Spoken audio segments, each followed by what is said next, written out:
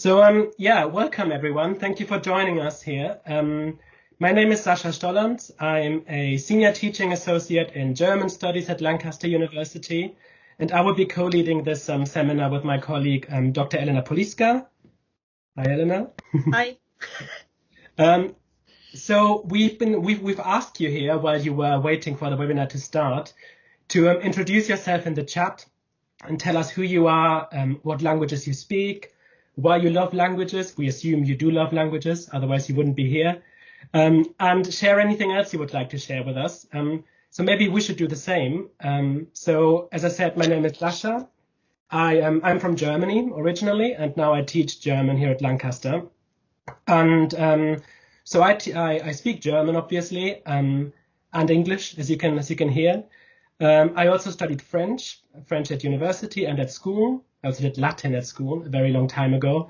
I sort of started studying lots of other languages. I did a bit of Spanish. Currently, I'm really into Dutch. I'm going to start a Greek class next week. So as you can see, languages are a really, really big part of my life and my identity. And without languages, I really wouldn't be where I am now, living abroad, living in a different country, teaching languages, and working with teachers and working with colleagues and working with students to spread the love for languages. Over to you, Elena. Yeah, hi everyone. Again, welcome from me as well. It's great to be here and to be part of the same excited community of language learners and teachers. My name is Elena, as I said, and I work with Sascha. We're colleagues, and I'm also senior language associate in Italian, as you can probably tell from my accent. I love languages. I think it's one of the best things you can do in life. They can open so many doors, like they've done for me, for example. Very similar to Sascha, I obviously speak English, and doing so has allowed me to move to a different country, people from all over the world, and it's just absolutely phenomenal what you can do. I also speak some other languages. In Italy, we have variations of Italian according to where you come from. So I'm also fluent in the variation of Italian where I come from, which is quite different from Italian. I also have GCSEs, so that not A-level. Sorry, this was again long time ago. I've forgotten. In French, German. At some point, I did a little bit of Russian, and I got 2 children, and they're bilingual, and it amazes me to this day how their little brain can switch in between languages with no effort whatsoever, and that's the beauty of it, I guess. I can talk forever, so probably best if I pass it back on to Sascha. Brilliant. So yes, in the next, 30 minutes, 40 minutes maybe, we are going to share with you some of the reasons why we believe languages are important, languages are valuable, and languages are also a really, really interesting and exciting subject, and why we think everyone should learn languages and love languages. So before we do that, I think this is you, Elena, doing a little bit of housekeeping. Yep. I've already mentioned most of this, but... Yes, that's right. Yeah, just for the people who have just joined us, again, welcome and thank you for being here with us today. A little bit of housekeeping, just to let you know what we're doing today. We shall be talking about languages, and the session is being recorded, but don't worry about it. We're not expecting you to put your webcam on or put your mic on. We're just very happy for you to interact with us. If you so wish, through the chat you can see on the right hand side of the screen. In fact, we would actually encourage you to interact with us, post any questions you may have about languages at university, languages in the world, or just languages in general. For the bandwidth sake, we again recommend that you keep your camera off and your microphone off. But if you're absolutely burning to talk to us live, please do remember that this session is being recorded, and we'll do our best to answer. Yeah, so please let us know who you are in the chat, if you're learning languages, what language you speak, where you come from, and so on. Just so that we get to know the community, this 5 o'clock community, a little bit better this afternoon. So we are Lancaster University. We teach in the Department of Languages and Cultures, which affectionately we call DELC, and it's our little community where we speak, teach and learn French, German, Chinese, Spanish and Italian. As you can see from the map on this first slide, Lancaster is pretty much the center of the UK. If you think, of the United Kingdom, its might and length, if you want. And Lancaster is a beautiful place. I don't know how many of you have been or have managed to visit the city. It's full of history and it's very green. It's lovely. And that is something that is also our campus, very much reflected in our campus, so beautiful and so green. But at the same time, I think what we have at Lancaster, and especially in languages, is the great combination of culture and heritage and history, but also brought in the 21st century. In fact, at Lancaster, we are very, very keen on e-learning and using the latest technologies to help language learning and to make sure that everyone is open to new opportunities and helping students and people really finding the way around languages and which is the best way for them to learn.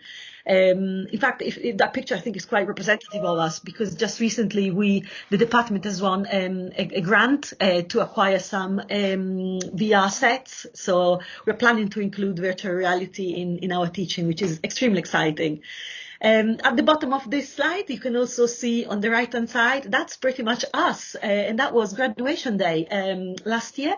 There's a few of us there and with our students. And it's very, representative of our community, our languages community. The people you see there speak all sorts of languages, not just the 5 languages I've just told you about, but also their heritage languages, their home languages. And I think it's an absolute privilege to be part of that community.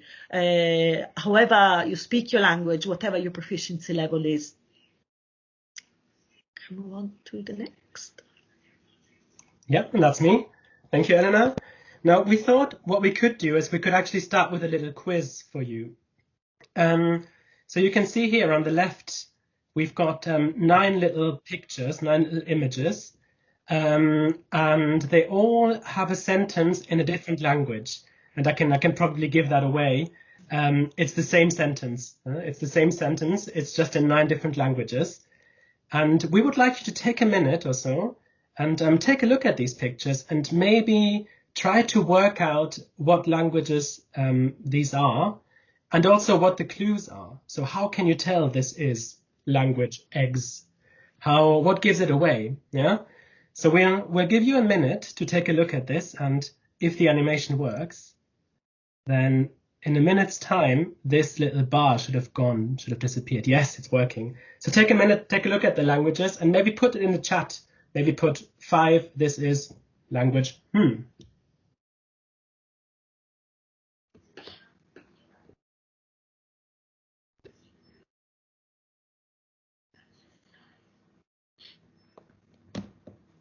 Just brilliant, isn't it? That you just look at that chart, those little pictures, and you think that it's the same sentence, but expressed in so many different ways, different sounds, different pronunciation, different grammar, different culture, and yet we're all saying the same thing. I think that's absolutely fantastic. We're nearly coming up to time.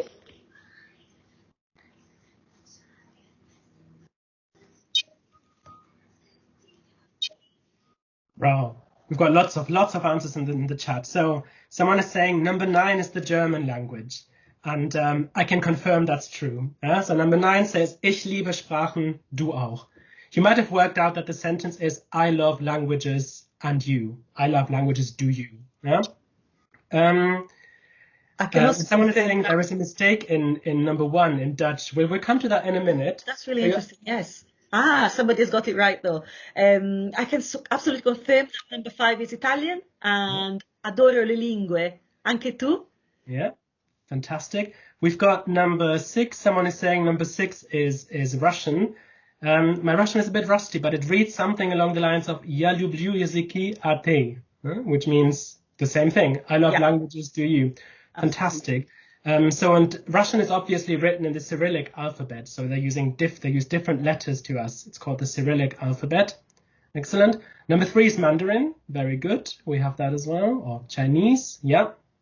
And number 1, there's Afrikaans. Somebody suggested number 1 is Afrikaans. Yeah, fantastic. So quite often people say it's Dutch, and I mean, you can totally see why. Ik hou van talen en jij. And the Dutch is actually very, very similar. Yeah. So it's spelled slightly different. It's ik hou van talen en jij, and the jij is spelled slightly different. It's actually Afrikaans. And for those of you who don't know, Afrikaans is a language that is predominantly spoken in South Africa, and it's the language that has developed from the Dutch that was spoken during colonial times. So you know that South Africa was a Dutch colony. It was a British colony as well. So the language has survived, or a form of the language has survived, and sort of taken its own way and developed into Afrikaans, which now is a separate language. They are still, to an extent, sort of Afrikaans speakers and Dutch people can understand each other to an extent, and reading is fairly doable, but they are completely different languages now. Okay, so what else have we got? 6 is Russian, yep. 7 is Portuguese, absolutely. What have we not worked out? How about number 4? Has anyone worked out number 4? Swedish, very good guess. Yeah, it's Finnish, absolutely. Someone is saying Finnish. Yeah, number 4 is Finnish. Very good. And what have we got left? Number 2 and number 8. And number 3? Oh no, we said number 3. Sorry, yeah. Yeah, so you might be able to tell. Yeah, the most challenging. Yeah, you might be able to tell from the script. So number 2 is Arabic, absolutely. Very good. Well done. And number 8? Number 8 is actually Urdu. Okay. Now, what does this little quiz? We didn't just do it for fun. We also did to show you something. What does this show us?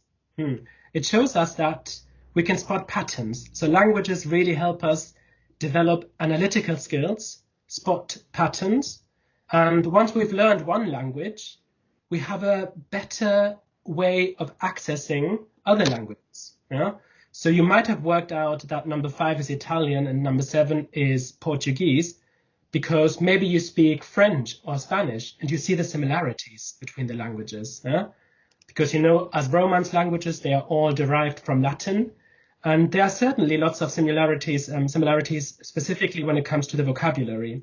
I don't know, Elena, is it true that Italian speakers can sort of understand Spanish speakers?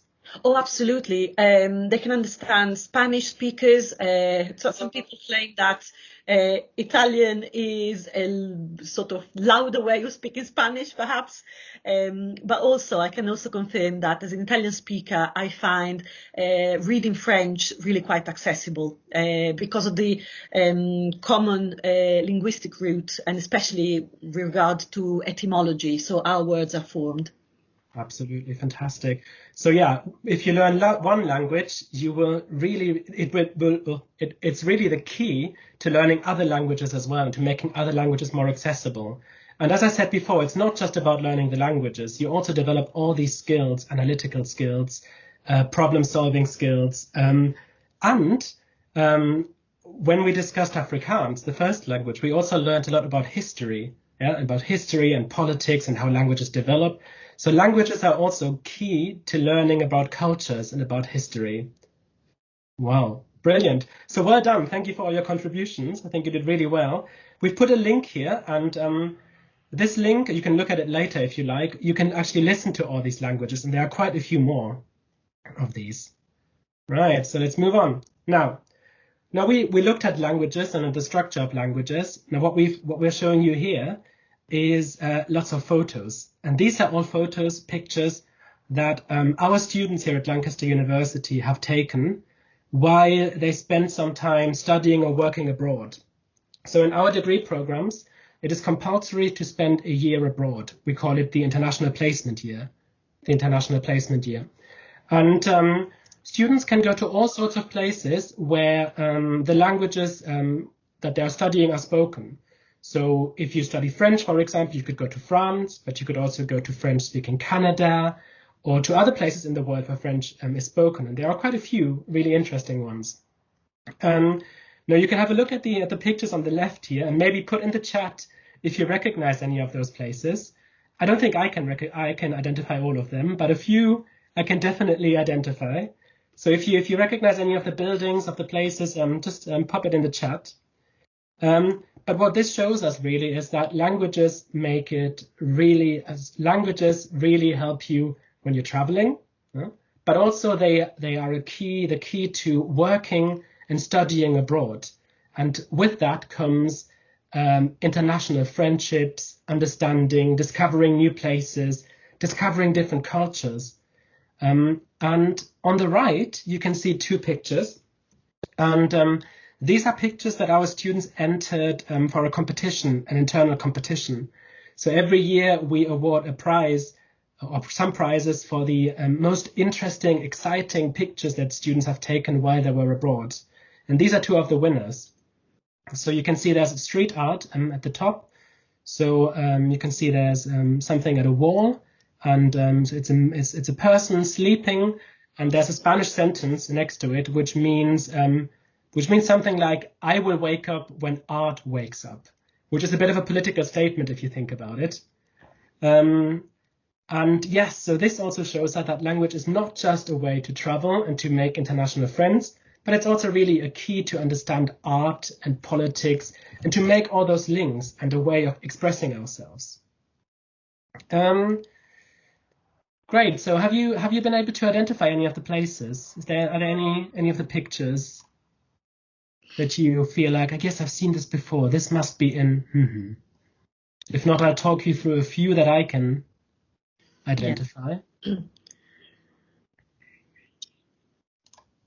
Well, I can say the picture sort of in the middle, the one with the pillars, is a long, thin picture.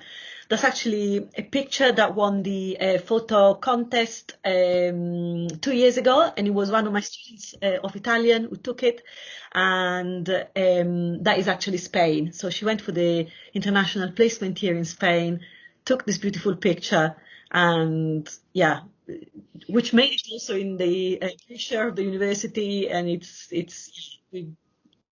really good picture. So we're getting quite a few good answers. So someone recognized Versailles, which is the second one on the left, so the second one from the top. Absolutely. Someone is saying Holland, and that's probably the picture with the windmill you're referring to. And I thought it was Holland, but this was actually taken in Spain. Yeah, so windmills are not just prominent in the Netherlands, but there are also places in Spain where you can see windmills at the beach like this.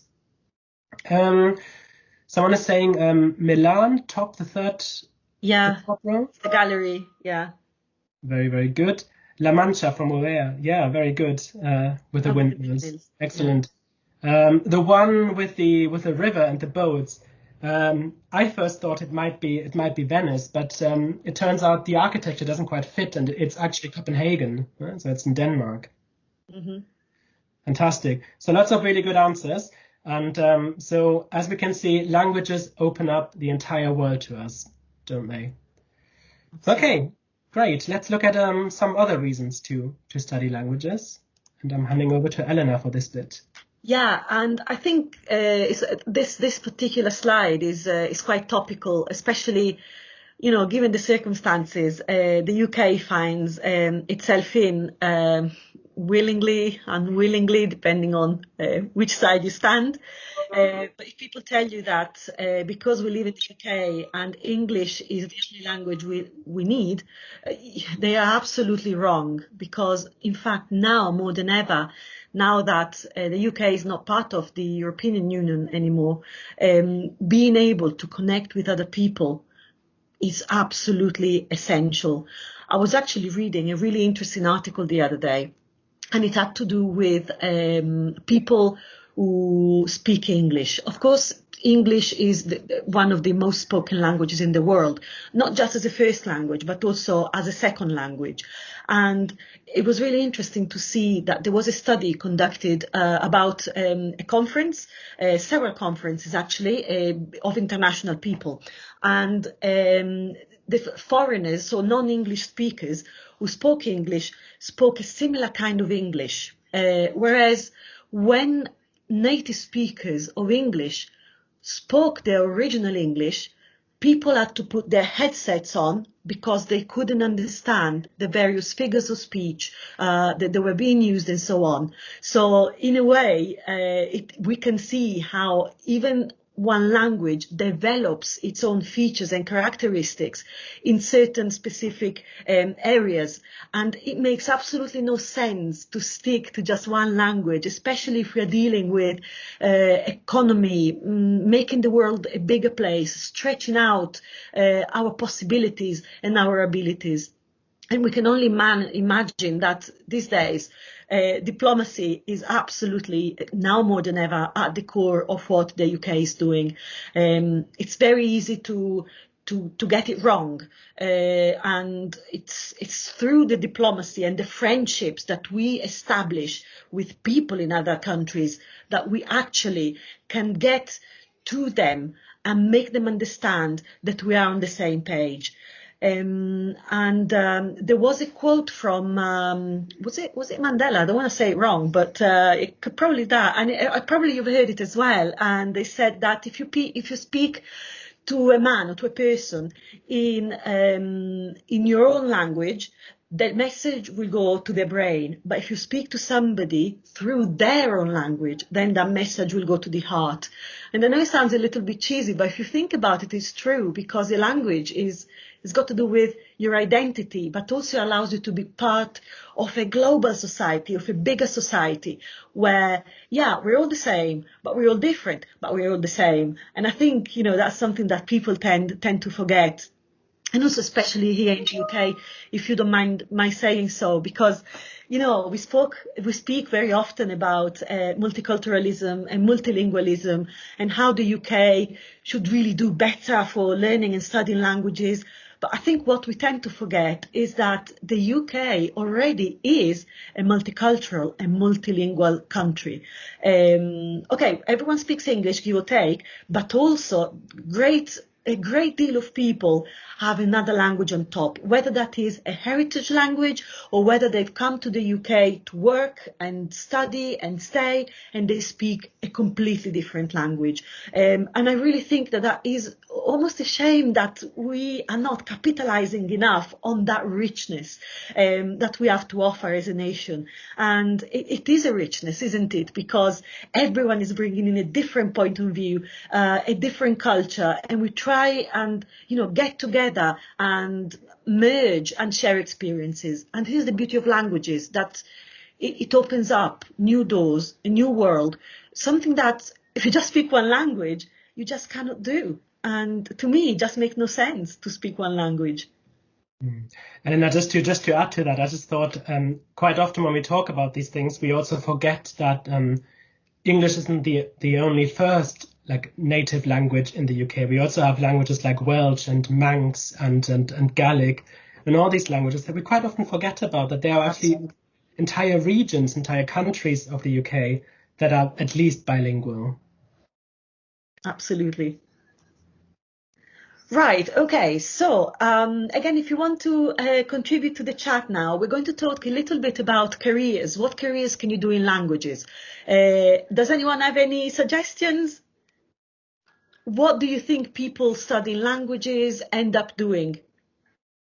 I think the most obvious one, and everyone will probably tend to agree, is being a teacher, being a translator. But do you think that's it? I don't think so. Maybe it's true for me and Sasha and some of you in the chat who are also teachers. But if we look at yes, absolutely, we have business coming through, translator, working in international organization, law, absolutely. learning a language equips you with a number of skills that you would not be learning just by doing a different degree that specializes in one particular area. For example, if we look on the left on this slide, we can see that pretty much when you do languages, you could enter any careers that suit you. Why? That you like? Because you develop those skills that employers call soft skills. And those are the ability to integrate, to work with other people, to understand others, to be flexible, to be adaptable, to be resilient, to communicate, to manage your time. And that is something that you can't really put a price on. For example, here, definitely business and HR. You can go into health professional. We've said legal, we've said manager, even science professionals, childcare, clerical, anything, to be honest. And actually, our own students go and have ended up in a number of different careers. We've got somebody, for example, graduated a few years ago, who's now working for Netflix. Yeah, Netflix. So, maybe Netflix doesn't really strike you as maybe something you could end up in working with languages. But actually, well, yeah, you can. And we have another student who recently went to work for Bosch, the German company, making washing machines and the lot. And they're working in the social media for Bosch. So, that's really interesting. That's the doors that the languages will open. Another question that, I can see in the chat that certainly languages increases employability, definitely. You can go into geography and tourism. And it is absolutely true. Studies have demonstrated that speaking languages increases your chance of getting a job, so becoming more employable. And often what we get asked is, but how much money do you earn in languages? And that's not a question I can answer straight, but if we look at the statistics, and there's loads of them on the right hand side of this slide, what we can see is that, well, of course, the most paid jobs, the best paid jobs are the ones in medicine and dentistry and some of the sciences. It's always been the case. But if we think about arts and the humanities, which is where we stand, we come on top of that arts and humanities area. And if you look from the bottom, we are down 5 or 6, maybe 7, just after computer science. So yes, if you do a language, you get the chance of getting a better salary if you want, and a little bit more, as opposed to just doing, another pure humanities degree, for example. Although you will be learning very different content for the humanities, but that's something that Sasha is going to talk about in the next slide as well. Great. Yeah, I absolutely agree with you, Elena, that some combination is probably something really interesting. And we have lots of students who combine a language with history or with maths, for example, so with lots of different subjects. And they tend to really like that. And they tend to really like getting the sort of like different experience and 2 different perspectives. But we also have wonderful students who are pure linguists, so who study 2 or even 3 languages, which in itself is actually an amazing career and can open so many doors. Right. Now, we've talked about careers and employability, but one thing that's really important to us is to really, really emphasize that languages can really help us understand the world and shape the future. Now, this sounds a bit cheesy as well, but I really think that languages can help us shape the future and change lives. And to show you what I mean by this, we've just taken a few screenshots here, or we've put up a few books of some of the projects that our researchers in the Department of Languages and Cultures here at Lancaster University are involved in. So, for example, the top left is the logo of the Disability and Inclusion Africa Network, which is a network that is headed by Dr. Charlotte Baker, who is a senior lecturer in French and Francophone studies here in the department. And So her research, she started off as someone who was researching representations of disability in French-speaking literature. And this really opened a door for her. So now she really works with colleagues from around the world, with African researchers in many different African countries. And she's established this network, and she's worked with the UN as well. Mm-hmm. And she really, really researches how disability and inclusion is represented in Francophone African contexts, and what we can do to really change lives and shape the future. Another thing is we have a big interdisciplinary research institute. So a research institute where researchers, academics from lots of different disciplines come together. And that is co-headed by Professor Rebecca Braun, who's in German studies with us. And it's called the Institute for Social Futures. And this institute looks at the ways we imagine the future, but also the ways we might be able to influence the future. And we've screenshotted a recent report from the Institute here. And you can see this is a report about imagining life in a post-antibiotic world, where researchers from languages, but also arts and humanities, other arts and humanities subjects, really talked to scientists as well, to think about how we can work together and shape the future. Then we have a book here by our head of department, Dr. Derek Hurd, which is about men and masculinities in contemporary China.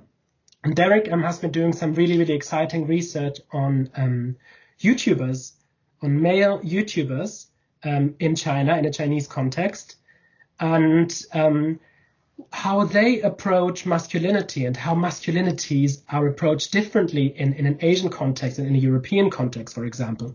I'm simplifying slightly, yeah, but you get the idea. And what this tells us about the history of masculinities, and what this tells us about the way we analyze and think of gender compared to people in China, for example, think of gender. And that can really, really help us develop the future as well, and help us with real issues that we have to deal with as a society. Another example is a book by our Professor Alison Fidler, a professor of German and Austrian studies, where she analyzed or where she looked at cultural protest movements against the far right in Austria. So how did artists, people who work in theater, actors, react to far right movements in Austria, and how did this change the discourse about this? So this is really a fairly random sample, just to give you a few examples how languages are so much more than being able to order a coffee in French or Spanish or German, which is fantastic. It's brilliant to be able to do that. But languages are really an interesting multidisciplinary discipline. That sounds Absolutely odd, but you know what I mean. So they really draw on expertise in lots of different areas and can really, really shape the future.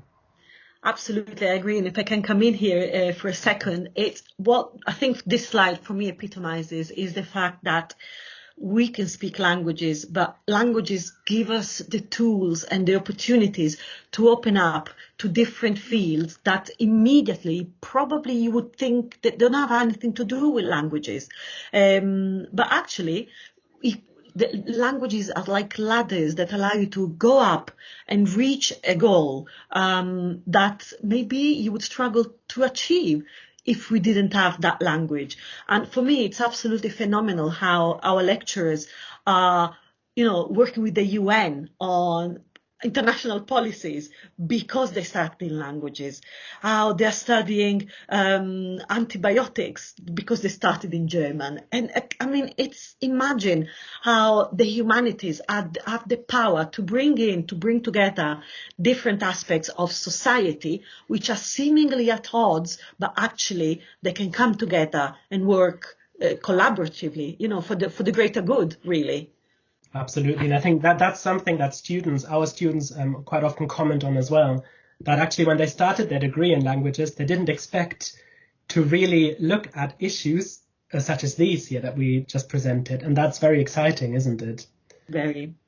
Right. Now, 2 quotes that we believe summarize most of the things that we've just said. So there's a quote by Neil Kenny, who works for the British Academy, and he said in a recent report, will Global English and Google Translate squeeze out the discipline of modern languages? No, because the latter can do what the former two can't, change our very minds. So languages can really change our minds. Google Translate and technology can help facilitate transactions. And actually, we are big friends of Google Translate. We don't think it's an enemy or it's a problem, but it's something we can work with and we can help develop as linguists. But what it can't do is it can't change the brain in the way learning another language does. Actually, there are lots of studies out there that show that learning a language can change your brain and can make your brain healthier, which is fantastic, of course. The different quote is by an EU commissioner who said, language learning is not just about improving language skills. It's about opening up minds to new ideas and meeting people from other cultures. It's an experience that boosts adaptability, self-confidence, and job prospects. And it's also a lot of fun. And I think this is something that's really important to me. It's not just about jobs and employability. Life isn't just about your job and employability, but life should also be about having fun and enjoying yourself. And I think languages can be a fantastic way to have fun and to add some fun and some exciting experiences to your life. Right. So, I can also add that in my particular experience, I have to say that learning a language or another language is one of the most rewarding things I've ever done, because it just gives you so much back in terms of the people you meet, the experiences you get to have, and it's not something you can compare quite with possibly any other skill that you acquire. I'm biased, of course, because I absolutely love languages, but of course, Italian is the best language, isn't it? Of course, Italian is the best language, without a shadow of a doubt. Yes. Right. So this is actually almost the end of our presentation. Yeah. On the next slide, we're going to show you a few future events that we would like to invite you to if you're interested and if you'd like to find out more. And then I will stop the recording, and then we have lots of time to answer all your questions. So first of all, some future events, and Elena is going to talk you through them. Yeah, so we hold open days event, and these open days are for university applicants who are considering studying or continuing to study a language at university, whether to pick a language up for the first time or to carry on studying a language at a more advanced level. You can find the link on the slide to join. You have to sign up. It's a very easy process, and it'll be again Sasha, me, and a few other colleagues taking part, and there will also be student ambassadors, so students who are actually doing a degree with us. Some of them have been abroad, and they'll be able to talk to us about their experience and the challenging, how they become resilient, and so on. Yeah. And in fact, sorry, Elena, to interrupt, but I just want to say that even if you're not an applicant yet, feel free to join us. If you're in year 11, for example, and you would just like to find out more, you'd be more than welcome to as well. Absolutely, because you'll get quite a good idea of the department, of who we are, of what we've got to offer. And also you get a pretty good idea of whether you can see yourself studying with us in the future. Because the more information you get, the more informed decision you will be able to make. And it's never too early to start gathering information if you are particularly planning to go to university. One other thing that we offer, we have a series of videos that we have uploaded into our YouTube channel, and it's got a number of videos with students talking about their experience. We talk about several aspects of our research, but also life in the department, our social aspects, and I would really recommend them because it's good fun. It's not just random people talking. It's just very relevant to what we're going through today, I think, in the world. We also have another webinar, very similar to this one in scope, which we'll be having in November, in about a month. And you'll be more than welcome to come along again, carry on sharing information, good news, and because, language is always good news. It always gives you something back. So on our YouTube channel, we will also put the recording of this webinar, probably tomorrow. Yeah. So if you want to share it with friends or watch it again, check out our YouTube channel tomorrow. And the next webinar on 10th of November, even if you were here today, I think it might be worth coming again, because we will not focus so much about why languages are important and interesting, but we will talk more specifically about the way we approach languages in the department and what it's like to study languages with us. Yeah. So thank you very much for joining us. Danke, grazie, gracias, merci, xie. Well, that was my attempt. Sorry. Good one. If you'd like to find out more, you've got the website here. This is the website of our department. You've also got our Twitter, and we're on Facebook and Instagram as well. It's always something like Dirk at Lancaster, Languages and Cultures at Lancaster. I'm sure you can find us.